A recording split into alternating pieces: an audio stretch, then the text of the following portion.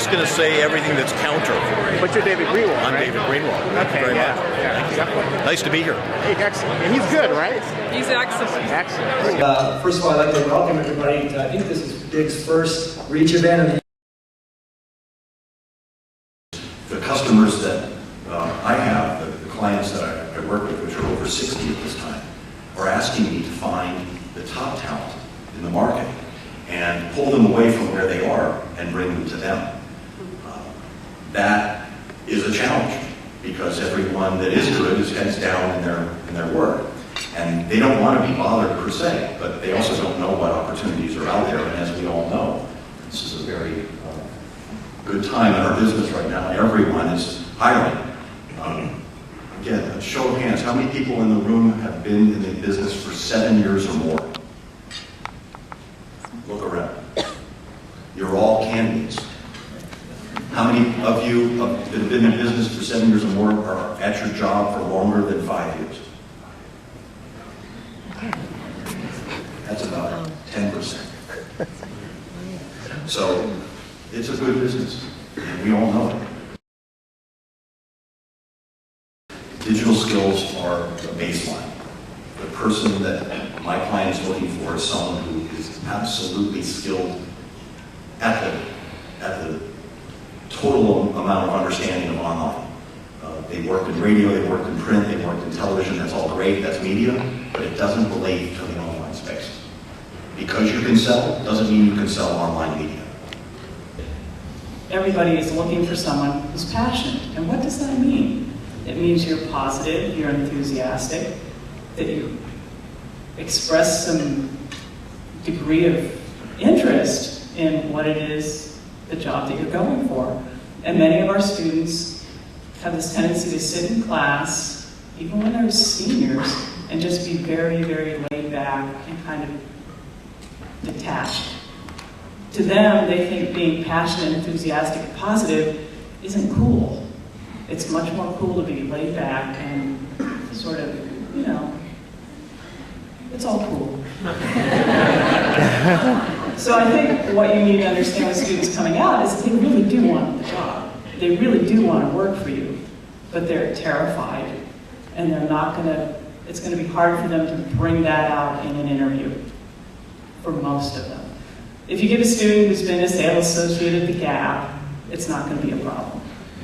But the general run-of-the-mill student who's, you know, mom took them to soccer practice, picked them up afterwards, and they got a trophy whether they win or lost, are going to be the ones that are going to have a hard time with stepping up to this. Let's be enthusiastic about going to work. Some folks that we, a gentleman by the name of James Gross that we work with out in New York, we hired him. He doesn't even watch TV. The guy is on Facebook 24/7. He's Twittering constantly, and I didn't know, you know, I don't Twitter, and I'm in this social media space.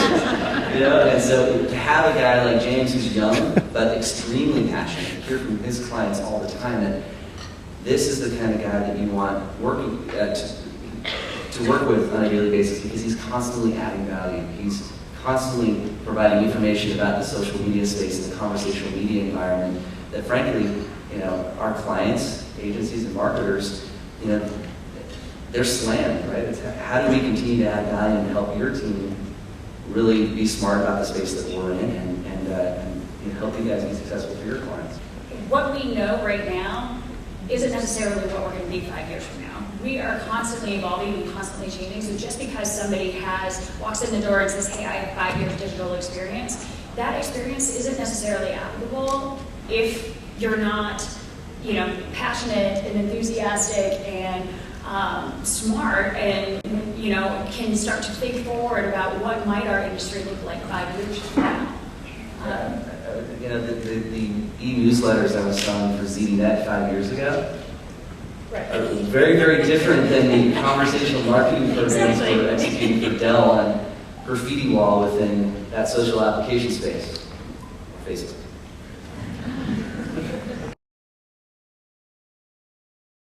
Rather die than leave San Francisco. Absolutely. I've got more jobs in New York, more jobs in Chicago, more jobs in LA, and I can't get them to go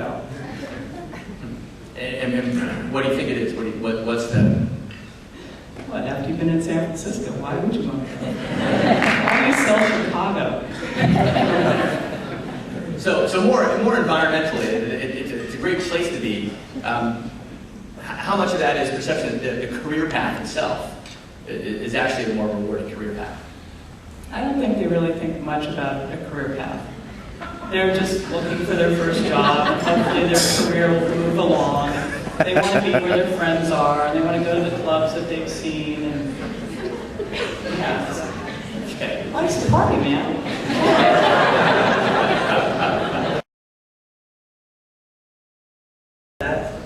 Is that on the West Coast, very much an innovation hub. From a media business perspective, we, you know, from a digital media perspective, the Googles, the Yahoos, of the world, the innovators in that space are here, and it's exciting. And for people that are part of the technology side of the business, it's really, really exciting to be a part of it.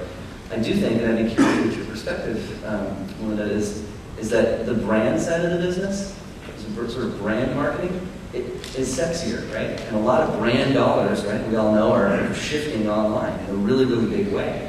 So I think from a Bay Area perspective, we really need to get smart at positioning what we all do every day as being part of that sexy brand business. You know, frankly, you know, cost per click marketing is less sexy than what you do in Vanity Fair magazine, right? So I think that we have some work to do, perhaps, to sort of position the Bay Area as not only innovators from the technology side of the advertising business, but also on the brand side. We've got great opportunity here, and I think if we can do that, we're going to actually retain a lot of talent here on the West Coast. Well, I was just thinking about, you know, what you're saying, and good points about this being an innovation marketplace, and it's interesting to work around the country as I do, including Chicago, New York, Los Angeles, San Francisco, a little bit more in Dallas now for the technology companies that are there. But every market has its sweet spot in terms of categorization. This market being the innovation market, New York being the media brand market, which it always has been, the media marketplace. Chicago being that packaged goods. So that's what you see, from my perspective, as the need and demand for these talented people in these markets, the ones who understand packaged goods in Chicago and P&G in